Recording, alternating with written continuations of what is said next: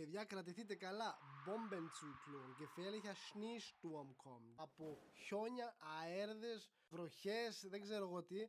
Πάντως χαμός. Λένε πως από αύριο ξεκινάει αυτό το φαινόμενο. Εννοείται Γερμανία.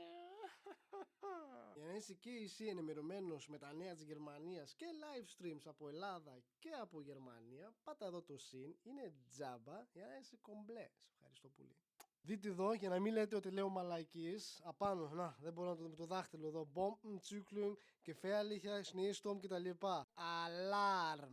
Οπότε, παιδιά, να προσέχετε. Πείτε το στη μαμά, στον μπαμπά, στην αδερφή, στον αδερφό, στην οικογένεια, αδέρφια, γείτονες, θείους, θεία, γιαγιά, παππού. Αποθηκεύστε το βίντεο και στείλτε το και αλλού. Στείλτε το αλλού για να είναι ενημερωμένοι οι άνθρωποι.